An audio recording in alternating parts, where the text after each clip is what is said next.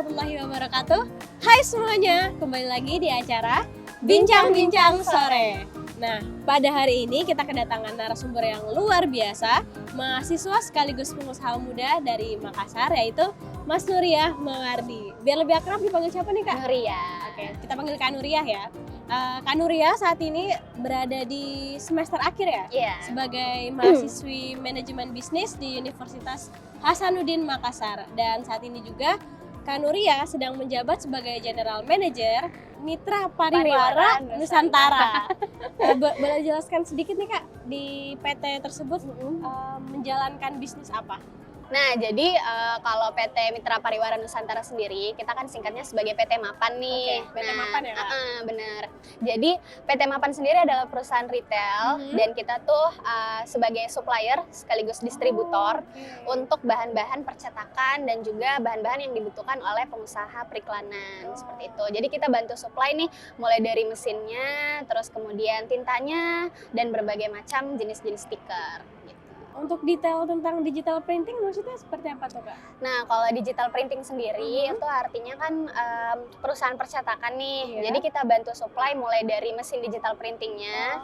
Jadi kayak mesin yang dibutuhkan untuk nyetak baliho, spanduk, banner ya, banner dan lain sebagainya. Dan selain itu kita juga bantu supply untuk spare part yang dibutuhkan dari mesin tersebut, termasuk sampai after sale service-nya. Jadi kita bantu juga untuk provide teknisinya kayak gitu. Berarti bukan cuma supplier ya Kak ya, tapi fokus di distributornya ya? Benar, iya. Untuk saat ini khusus wilayah Makassar kah? Atau Indonesia Timur kah atau gimana? Kalau target market kita ada 3 wilayah, Sulam Papua, Sulawesi, Maluku, dan Papua. Oke. Jadi kalau Sulawesi sendiri kita sih kebanyakan supply buat daerah-daerah ya. Jadi kebanyakan customer kita tuh kayak dari Pinrang, dari Pangkep, dan lain sebagainya gitu. Untuk Kak Nuriyah sendiri nih, untuk in charge di Mapan ini ya, untuk in charge di Mapan tuh sudah berapa tahun atau masuk ke tahun keberapa? Oke, jadi saya sendiri involved di dalam bisnis ini sebenarnya udah start dari tahun 2018 waktu awal jadi mahasiswa baru. Masya Allah, luar biasa. Jadi sekarang sudah masuk hitungannya tahun keempat. Oke, ini saya kira baru nih Kak, kan kalau baru semester akhir udah mulai bebas lah ya di kampus, tinggal fokus skripsi. Ternyata dari maba nih Kak. Iya. Oke, mungkin bisa di sharing ya Kak untuk kehektikan sebagai mahasiswa baru nih dan ibaratnya jadi bos baru nih di Mapan ini, itu seperti apa nih Kak? Jadi waktu awal masih berstatus mahasiswa baru sih dan harus in charge di kantor ini. Saya masih bisa dikatakan mungkin dalam keadaan tidak siap kali ya, karena kan pada saat itu saya tidak ada pilihan apakah siap atau tidak siap, ya memang harus saya hadapi pada saat itu. Harus disiapkan. Disiapkan. Nah, jadi pada saat itu saya memang nggak ada pilihan. Jadi saya merasa bahwa apa yang sudah ada di depan mata pada saat itu memang adalah sebuah kewajiban. Mungkin juga sebagai salah satu bentuk bakti saya untuk orang tua saya, sehingga pada saat itu saya memang dituntut untuk bisa membagi waktu nih. Tapi saya rasa bukan hanya sekedar membagi waktu, tapi juga membagi energi, membagi fokus, membagi emosi untuk menghandle hal-hal yang mungkin untuk usia 18 tahun itu adalah sesuatu yang sangat baru. Apalagi kan istilahnya saya kan baru lulus SMA ya, pada saat itu saya memang betul-betul sangat zero knowledge lah. Saya nggak ngerti ini kerjaan soal apa, terus kemudian saya harus menghandle semuanya dengan cara apa. Nah, pada saat itu saya merasa justru big challenge-nya ada di situ. Saya merasa punya tantangan besar ada di situ. Jadi kalau dikatakan apakah saya bisa menghandle hecticness yang ada pada saat itu dengan baik, saya rasa itu bagian dari proses. Belum sepenuhnya, belum 100% baik sampai sekarang. Masih berproses lah sampai sekarang. Tadi seperti yang Kak Nuriyah katakan ya, bukan hanya persoalan membagi waktu, membagi emosi, ataupun jadwal dan lain-lain, tapi yang saya rasa itu yang benar-benar bagaimana Kak Nuriyah membagi tanggung jawab itu ya. 2 tanggung jawab besar. Mungkin kalau saya tanya, menurut Kak Nuriyah pada saat itu nih, yang prioritas sebagai mahasiswa baru atau sebagai general manager nih di Mapan? Kalau pada saat itu sih ditanya prioritasnya, fokusnya kemana, tanggung jawabnya kemana, tentu sebagai mahasiswa. Karena waktu awal-awal saya involve atau in charge di dalam bisnis ini, saya nggak langsung dikasih tanggung jawab sebesar itu sebagai general manager. Jadi secara bertahap lah Bapak berikan saya tanggung jawab. Jadi awalnya tuh saya diminta untuk menghandle departemen digital marketing dulu. Jadi waktu itu Bapak bilang, kamu kan seneng nih main sosmed, coba dong waktu kamu untuk main-main Instagram dan lain sebagainya itu digunakan di kantor, jangan cuma digunakan untuk konsumsi pribadi aja. Coba deh, siapa tahu kan bisa lebih bermanfaat kalau misalnya sama-sama bareng-bareng sama tim yang ada di kantor. Nah, jadi pada saat itu ya prioritas saya masih lebih banyak ke kampus waktu awal-awal. Bisa saya katakan mungkin sekitar 1 tahun pertama fokus saya masih di bagian menuntaskan kewajiban saya sebagai mahasiswa, seperti itu. Kalau dari kalimat Kak Nuria tadi nih ya, Bapak mengizinkan untuk coba di digital marketing dulu nih untuk sosial media dan lain-lain di tahun pertama. Jadi kedengarannya enak nih komunikasinya nih ya Kak.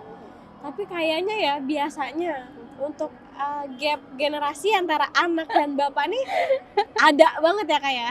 Mungkin bisa dijelaskan nih kayak apalagi mungkin Bapak yang generasinya baby boomer ya berarti ya. Sedangkan Kak Nuria berarti udah masuk Gen Z ya Kak. Itu gimana tuh Kak struggle-nya?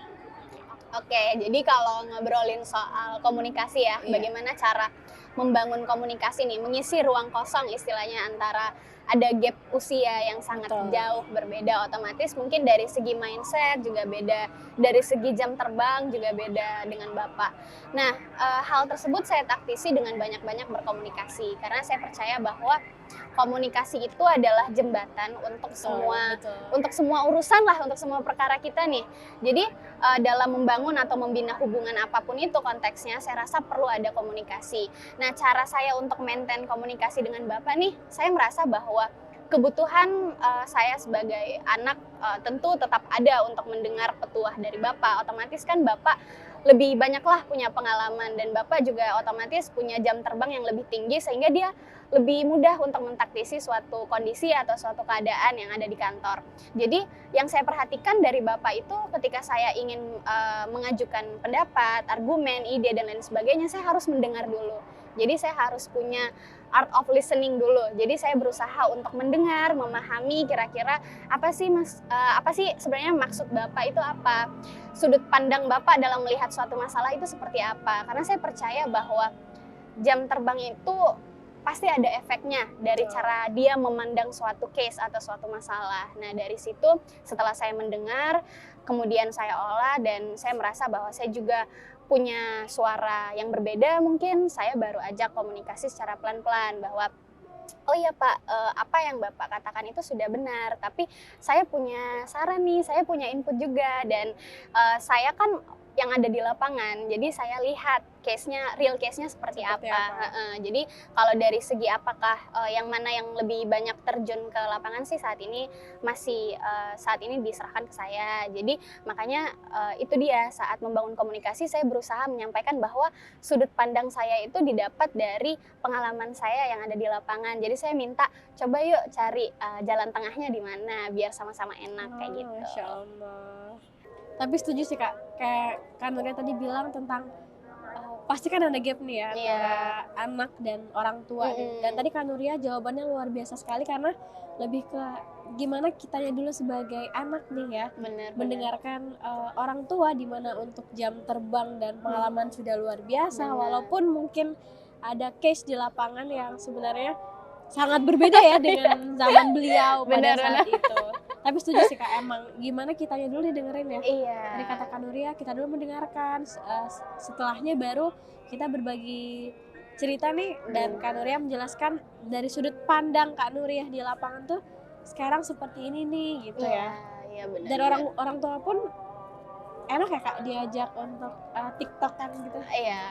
Nah iya, jadi syukurnya kalau Bapak sih sangat kooperatif ya selama proses maintaining bisnis. Bapak setiap diajak diskusi sangat-sangat kooperatif. Itu sih salah satu hal yang paling saya syukuri ya selama proses ikut dan involve di dalam bisnis ini. Jadi saya merasa Bapak itu memang sosoknya hadir sebagai partner gitu. Jadi partner ini kayak bukan hanya orang tua dan anak. benar, iya. Justru saya melihat Bapak itu sebagai partner dalam banyak hal, dalam hal diskusi, dalam hal berdebat. Karena kadang debat itu perlu loh dalam membesarkan bisnis itu. Kadang kita perlu untuk berdebat supaya kita dapat perspektif yang berbeda dari sudut pandang kita sendiri. Nah dari situ saya merasa, oh iya, saya harus memang merasa Bapak ini adalah partner. Justru saya tidak boleh memandang Bapak ini sebagai sosok yang punya perspektif yang mungkin sudah harus ditinggalkan karena sudah ketinggalan zaman dan lain sebagainya. Justru enggak, lebih dari itu Bapak adalah partner diskusi yang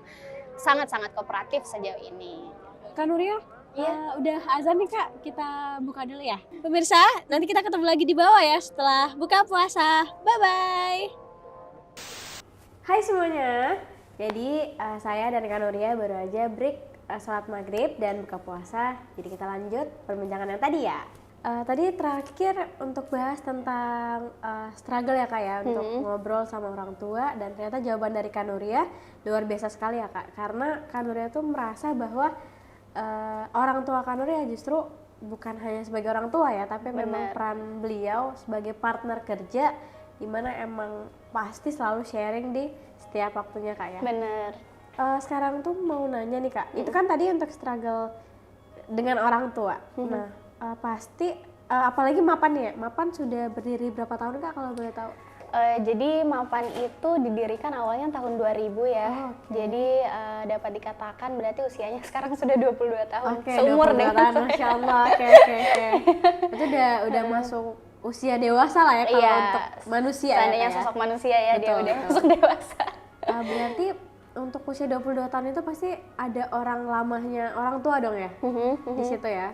Udah ada yang senior, dimana mungkin usianya seumur lah sama umur dari orang tua Kak Nuria. Benar. Pas Kak Nuria involve langsung nih atau in charge langsung di bisnis ini, nah Kak Nuria tuh komunikasinya seperti apa nih, atau koordinasinya seperti apa dengan yang sudah senior nih? Oke, jadi berarti yang ditanyain ini bisa dibilang tim yang sudah lama ya, lebih duluan bergabung. Ya benar banget. Jadi kalau di kantor itu kebetulan ada beberapa anggota tim bahkan menempati posisi-posisi yang vital dan krusial di kantor, itu sudah bekerja dengan Bapak kurang lebih hampir 10 tahun. 10 tahun luar biasa. Terus kemudian ada yang 8 tahun dan lain sebagainya. Dan itu kan suatu jangka waktu untuk membangun hubungan kedekatan emosional dengan Bapak sendiri sudah cukup lama ya. Jadi istilahnya bondingnya itu prosesnya udah kelar lah sama Bapak, udah paham banget nih. Dan tiba ada suatu masa di mana Bapak memberikan delegasi kepada saya, memberikan amanah, memberikan tanggung jawab di mana saya harus in charge. Otomatis mereka pasti akan merasakan ada perbedaan dong, pasti akan ada, loh kok tiba-tiba beda nih orang yang melakukan supervisi setiap harinya. Nah pada saat hal tersebut terjadi, yang namanya resisten pasti ada. Jadi waktu awal tuh mereka masih berusaha untuk memproses situasi gitu. Mungkin bagi mereka kayak ada sedikit fenomena yang aneh ya, karena mereka menyaksikan saya tumbuh besar sejak saya kecil. Bahkan dari mereka masih banyak sekali yang punya memori, saya sempat lihat anak ini pakai seragam sekolah, diantar ke sekolah, dibawain bekal dan lain sebagainya. Kemudian mereka harus melihat saya sebagai sosok atau sebagai figur yang membantu mengarahkan arah proses bisnis di dalam perusahaan itu. Otomatis mereka awalnya resisten. Kemudian mungkin karena situasinya sudah seperti itu dan saya berusaha semaksimal mungkin untuk melibatkan diri dalam setiap proses bisnis, sekecil apapun itu saya berusaha untuk terlibat. Akhirnya lama-kelamaan mereka juga sudah mulai paham dan sudah mulai mengerti. Dan selain daripada itu Bapak juga selalu untuk menyampaikan kepada teman-teman tim yang ada di sana. Jadi Bapak setiap ada kesempatan untuk datang ke kantor, kemudian Bapak mengadakan meeting dan lain sebagainya, Bapak selalu bilang, Nuriah ini adalah orang yang menggantikan saya. Jadi apa yang Nuriah bilang adalah suara saya juga. apa yang Nuriyah meminta tolong kepada teman-teman semua di sini, tolong dilakukan. Karena dia adalah representatif saya sekarang. Bapak selalu bilang seperti itu. Dan Bapak juga selalu memperkenalkan saya kepada teman-teman yang ada di kantor bahwa Nuriyah, orang yang ada di kantor ini adalah keluarga kamu. Dia lebih bukan hanya sekedar sebagai kamu pandang sebagai karyawan saja, tidak sebatas itu saja, tapi mereka adalah keluarga yang membersamai tumbuh kembang kamu sejak kamu kecil. Jadi kamu anggap mereka sebagai keluarga. Jadi kamu masuk ke sini, bekerjalah seolah-olah kamu sedang bekerja bersama keluarga, seperti itu. Insya Allah luar biasa sekali sih Kak. Saya mendengar penjelasan dari Kak Nuria tadi ya, kayak itu sangat menyentuh nih Kak. Tapi pasti untuk perjalanan menuju ke titik itu tidak semudah itu ya Kak ya. Pasti banyak mungkin apalagi untuk sebagai sosok waktu itu remaja menuju dewasa ya Kak. Tapi untuk mengelola emosi sendiri itu seperti apa Kak Nuria? Apalagi kayak lagi hektik sebagai mahasiswi, terus harus pulang ke rumah sebagai anak, tiba-tiba di kantor ya sebagai ibaratnya pemegang tanggung jawab tertinggi nih di kantor. Jadi kalau dari Kak Nuria sendiri, tipsnya untuk menjaga itu semua nih, untuk memposisikan diri dengan baik itu seperti apa Kak? Oke, jadi dalam mengelola emosi ya, saya juga sependapat bahwa namanya seorang manusia itu seiring bertambahnya usia otomatis kemampuannya dalam mengelola emosi, kemudian kecerdasannya secara psikologi juga pasti akan berbeda. Dan ketika saya berumur 18 tahun, saya mengakui bahwa saya belum punya kecerdasan emosional seperti itu.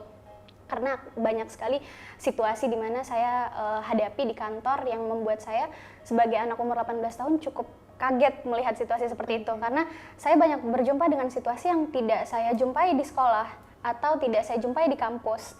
Misalnya gimana saya lihat kompetisi dalam dunia kerja, bagaimana saya melihat adanya kompetisi dengan kompetitor dan lain sebagainya. Itu kan adalah suatu fenomena yang sangat baru gitu bagi saya.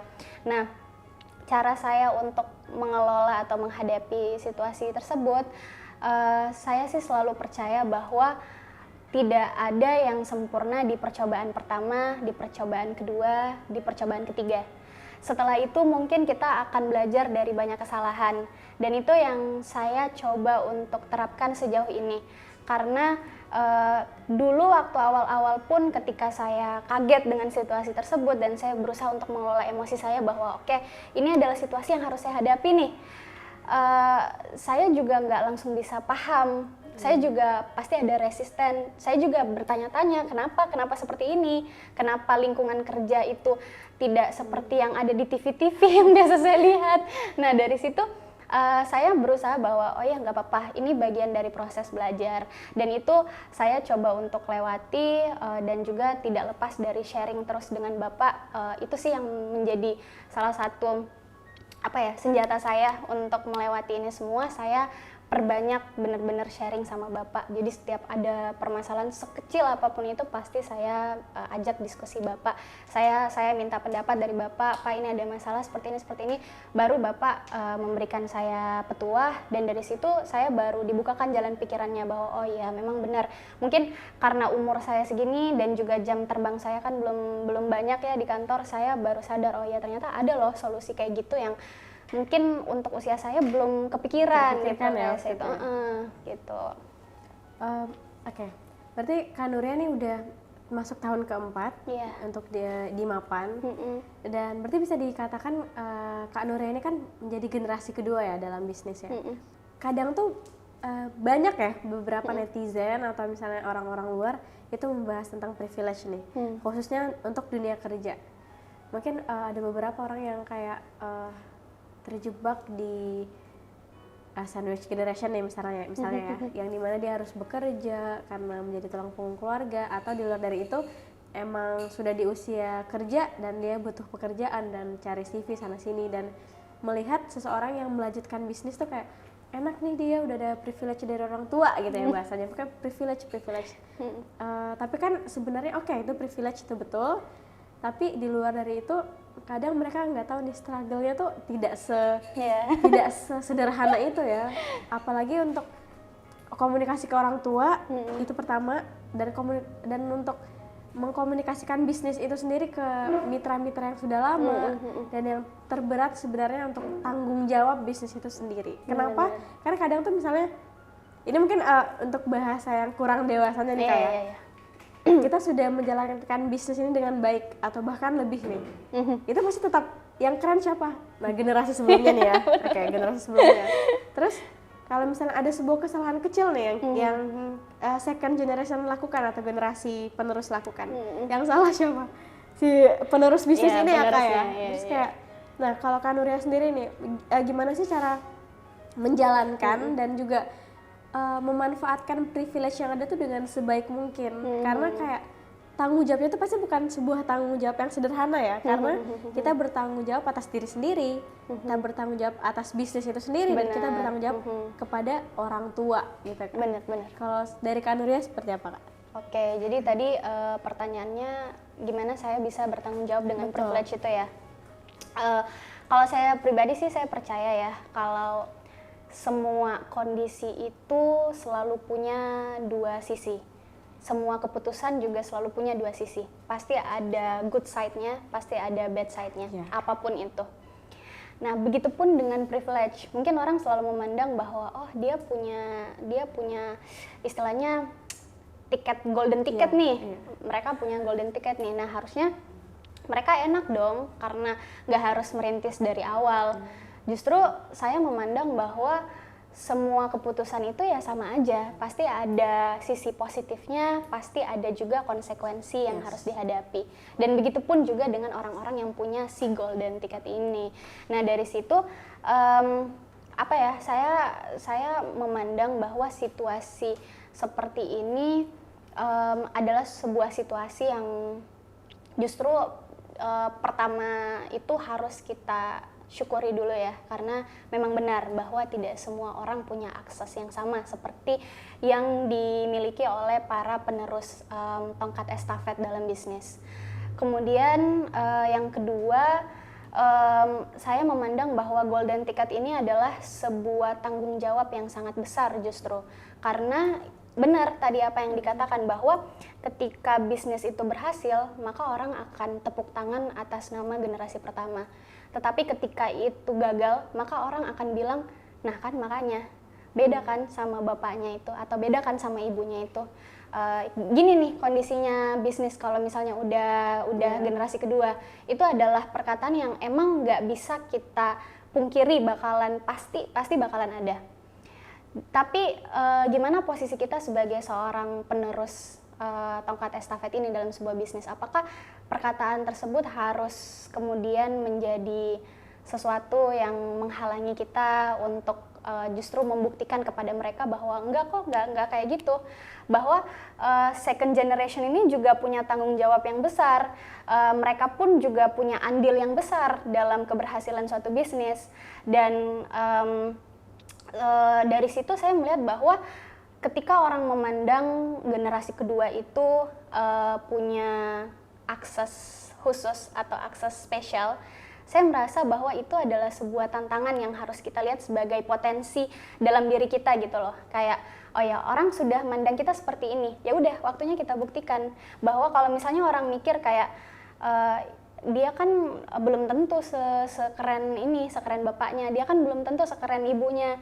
Ya udah, berarti itu adalah ruang untuk kita menunjukkan bahwa enggak loh, saya juga bisa keren, tapi mungkin cara saya yang beda. Soalnya saya ada di generasi yang berbeda, dan itu adalah sesuatu yang nggak bisa di-compare, itu sesuatu yang nggak bisa dibanding-bandingin gitu loh. Karena setiap orang tuh ada seninya dalam memimpin, setiap orang ada seninya dalam membawa arah perusahaan lari kemana. Yang penting kan visinya satu, yang penting visinya sama, seperti itu. Jadi saya merasa bahwa justru golden ticket yang saya punya ini adalah sebuah ruang untuk saya memaksimalkan potensi saya, bukan justru sebagai kabut penghalang bagi saya untuk oh iya deh bener ya kata orang, ternyata memang ya pokoknya kalau ini bisnis sudah pindah ke saya, belum tentu nih saya bisa untuk sebaik atau setidaknya lebih daripada bapak, kayak gitu sih. Tapi kalau namanya insecurities pasti ada ya. Apalagi itu tadi kan kita udah bahas nih kalau misalnya manusia itu tingkatan kedewasaannya, tingkatan usianya pasti beda juga kemampuannya dalam mengolah pikirannya, psikologisnya dan lain sebagainya. Kalau saya ditanya apakah saya punya insecurities, tentu ada, dan insecurities itu masih saya bawa sampai sekarang. Tapi justru insecurities itu yang menjadi ruang bagi kita untuk melihat bahwa oh ya kayaknya harus dikotak-atik bagian sini nih, kayaknya harus diimprove bagian sini, karena manusia itu kalau nggak punya insecurities ya nggak ada ruang untuk tumbuh gitu, betul. Kayak gitu sih. Berarti kayak insecure itu atau insecurities itu bukan nggak selamanya negatif ya kayak? Iya. Jadi benar.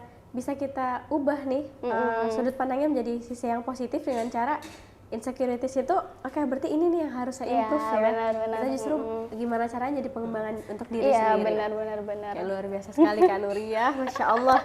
Nih Kak Nuria, mungkin ada dari viewers kita nih yang juga merasakan keresahan yang sama, apalagi untuk di posisi penerus bisnis atau second generation. Mungkin Kak Nuria ada tips nggak untuk mereka setidaknya bisa lebih tenang nih dan menghadapinya dengan kayak ya udah jalani, yang penting bisa menjalani ini dengan baik, dengan tenang, dan udah nggak usah dengar sesuatu yang justru membuat mereka berhenti sampai di situ. Kalau saya sih dari banyak ngobrol dengan teman-teman yang juga mungkin ada di situasi yang sama seperti kita, di mana mereka diberikan suatu amanah, diberikan suatu kepercayaan untuk melanjutkan bisnis yang sudah dirintis oleh orang tuanya. Saya selalu melihat bahwa banyak dari teman-teman saya itu justru memandang orang tua itu sebagai kompetisi bagi mereka, bahwa apa achievement yang dimiliki oleh orang tua itu adalah sesuatu yang harus dijadikan sebuah ajang kompetisi, bahwa kita better nih daripada orang tua. Padahal sehingga dari pemikiran seperti itu mereka kurang melibatkan peran dari si orang tua ini, dimana orang tua ini kan adalah perintisnya. Otomatis dia yang paling paham arah bisnis ini maunya kemana, visi yang mau dicapai itu apa, cita-cita yang mau kita raih bersama itu apa. Nah itu saya dapat simpulkan bahwa kita nggak boleh memisahkan bisnis ini dengan si perintisnya itu. Meskipun mungkin sudah alih tanggung jawab, sudah berbeda orang yang in charge, tapi saya merasa bahwa soul-nya bisnis, jiwanya bisnis itu akan selalu melekat sama orang yang mendirikan bisnis itu. Jadi kalau pesan saya buat teman-teman yang mungkin merasakan keresahan yang sama atau mungkin berada di situasi yang sama, saya sih cuma mau bilang bahwa itu tadi, lihatlah orang tua kita itu sebagai lebih dari sekedar kehadiran orang tua, sosok orang tua. Saya percaya bahwa orang tua kita tuh dengan jam terbangnya, dengan susah payahnya membangun bisnis ini, karena pasti dia juga punya tantangan yang sangat besar ya dalam merintis, karena di situ bedanya antara first generation sama second generation itu, kalau yang perintisnya itu dia punya tantangan untuk membesarkan atau untuk membangun nama bisnisnya. Kita sebagai generasi kedua justru harus punya tantangan untuk menjaga achievement, bahkan melipat gandakan achievement yang sudah dimiliki oleh orang tua kita, seperti itu. Nah, itu dia, saya mau cuma berpesan untuk teman-teman semua bahwa kita ini kan sudah diberikan amanah sama orang tua kita, dan ketika kita diberikan amanah oleh orang tua kita, saya percaya bahwa masing-masing anak itu punya satu utang kepada orang tua yang gak akan pernah lunas. Itu saya percaya, meskipun kita mungkin sudah involved dalam apa yang sudah mereka besarkan, apa yang sudah mereka rintis, saya masih berasa utang ini akan selalu saya bawa sampai kapanpun, dan setidaknya meskipun utang ini tidak akan pernah lunas, at least saya sudah berusaha untuk melunaskannya, seperti itu. Nah itu makanya buat teman-teman semua ya mungkin percaya dulu sama value diri sendiri juga, bahwa kita bisa loh, kita dengan kemampuan kita, dengan potensi kita, insya Allah pasti kita bisa untuk membuktikan bahwa kita juga layak untuk di kursi itu, seperti itu. Oke Kak, mungkin ini agak keluar sedikit ya dari topik ya, tapi saya penasaran nih, Kak Nuria berarti kan pada saat sebagai mahasiswi baru nih, dan langsung in charge di bisnis yang sebelumnya dipegang oleh orang tua. apakah Kak Nuria pribadi punya mimpi sendiri nih sebelumnya? Mungkin misalnya jadi broadcaster atau mungkin pebisnis tapi di bidang yang berbeda atau seperti apa?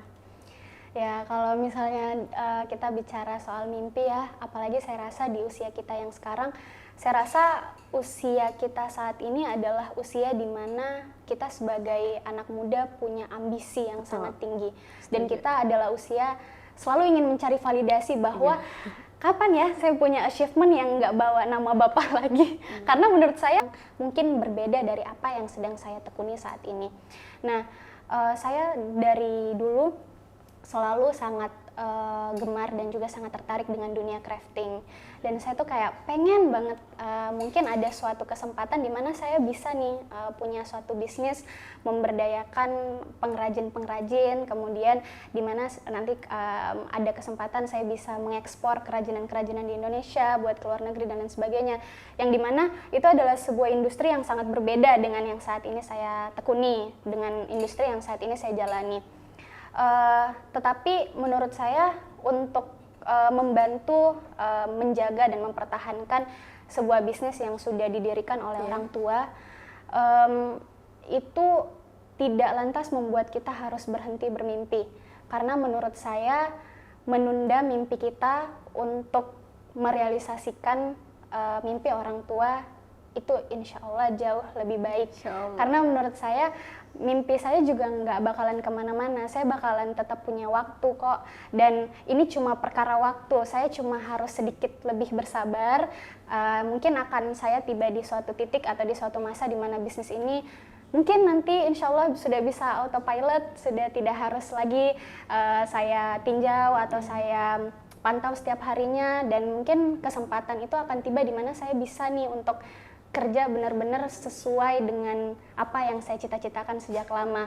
Dan juga setelah mencoba untuk terjun di sini, walaupun awalnya saya sama sekali nggak ngerti ya soal stiker, soal digital printing, itu saya nggak pernah kepikiran gitu, kayak ini dunia yang sangat apa ya, kalau perspektif saya tuh kayak digital printing, automotive wrapping dan lain sebagainya itu adalah dunia yang sangat maskulin gitu.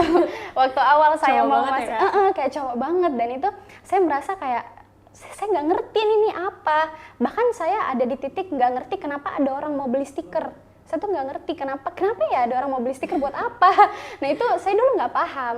Tapi sembari berjalan, waktu juga sembari berjalan, saya jadi lama-kelamaan juga jatuh cinta dengan pekerjaan ini. Saya merasa bahwa ternyata semenyenangkan itu, dan gimana pun saya harus paham bahwa dunia ini adalah dunia yang membantu saya tetap bisa makan sampai hari ini, tetap dikasih kesempatan untuk sekolah yang bagus sama orang tua, semuanya itu asalnya dari industri ini. Jadi mau nggak mau saya harus jatuh cinta sama industri ini, kayak gitu. Masya Allah. Berarti emang harus bersabar ya Kak, ibaratnya kayak ini hanya persoalan waktu, mengenai mimpi Kak Nuria sendiri dan harapan orang tua untuk anak-anaknya meneruskan bisnis orang tua yang sudah dijalankan sebelumnya. Dan seperti yang Kak Nuria katakan tadi ya, kayak awalnya Kak Nuria nggak tahu nih bisnis ini tuh sebenarnya tujuannya apa ya, maksudnya pasarnya siapa ya gitu ya Kak Nuria ya. Dan apalagi tadi seperti Kak Nuria katakan, ini maskulin banget nih gitu ya, cowok banget ya bisnisnya ya. Dan Kak Nuria sendiri tadi bilang seiring berjalannya waktu ternyata Kak Nuria mengenal dan bisa jatuh cinta sama bisnis Kak Nuria itu sendiri yang sedang Kak Nuria jalankan saat ini. Benar.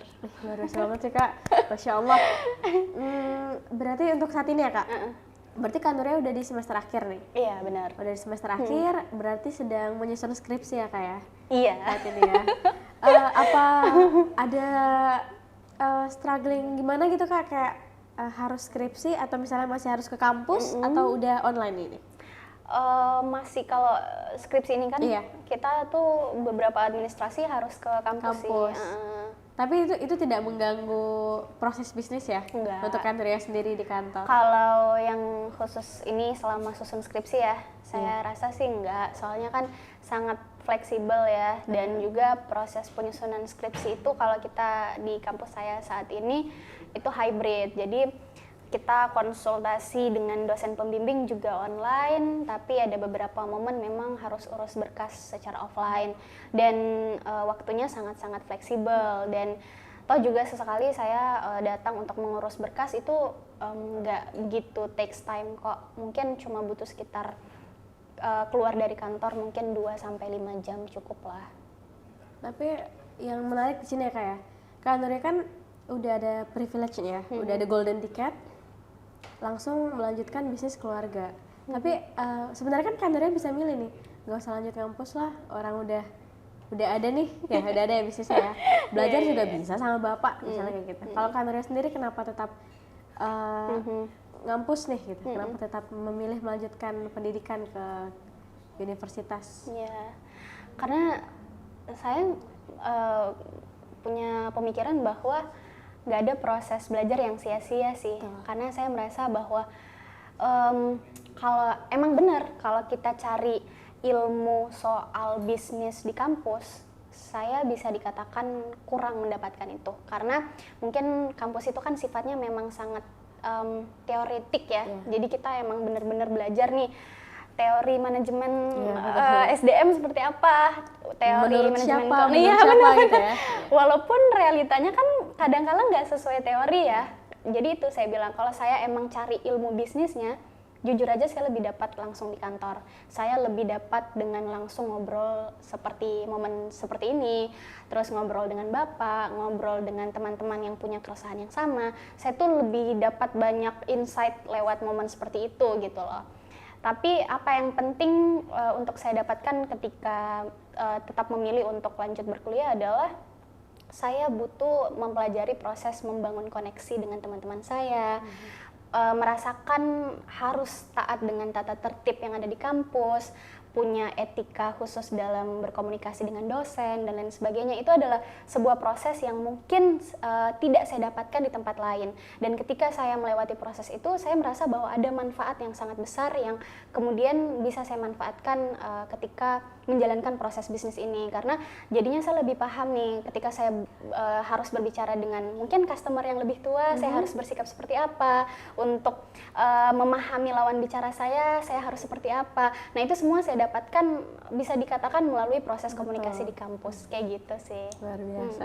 Berarti memang walaupun misalnya nih kayak beberapa ilmunya mungkin karena setiap bisnis memiliki case atau kasus yang berbeda ya kayak, tapi memang untuk dalam sosialisasi dan proses komunikasi kita ke orang lain ya itu justru di kampus itu sangat kepake ya kayak. Benar banget. Setuju banget. Nah, Kak Nuria, untuk viewers yang mungkin pengen sharing nih sama Kak Nuria, mungkin ada kontak yang bisa dikasih nggak Kak? Sosial media atau apa? Oke. Jadi buat teman-teman yang mungkin punya keresahan yang sama dan butuh teman cerita, boleh coba untuk kontak saya di Instagram aja. Di bawah ini ya Kak? Di bawah ini. Apa tuh namanya? Nuriyah JFR. Oke, baik. Kak Nuria, terima kasih banyak atas waktu dan kesempatannya, dan juga terima kasih banyak untuk ilmu yang diberikan, karena ilmu yang dikatakan sama Kak Nuria tadi itu beneran yang kayak yang Kak Nuria rasakan dan yang Kak Nuria pelajari di lapangan atau di kantor Kak Nuria. Terima kasih banyak Kak Nuria. Terima kasih banyak. Saya juga berterima kasih, sangat berterima kasih untuk teman-teman semua yang sudah menyaksikan sampai akhir ini, dan juga utamanya untuk Kak Lulu dan juga teman-teman dari Zoha Entertainment yang sudah ngajak saya main-main ke sini, karena saya rasa di momentum ini kita bareng-bareng belajarnya kayak gitu. Terima kasih banyak. Oke, buat semuanya jangan lupa like, comment, subscribe, dan share ke teman-teman kalian semua.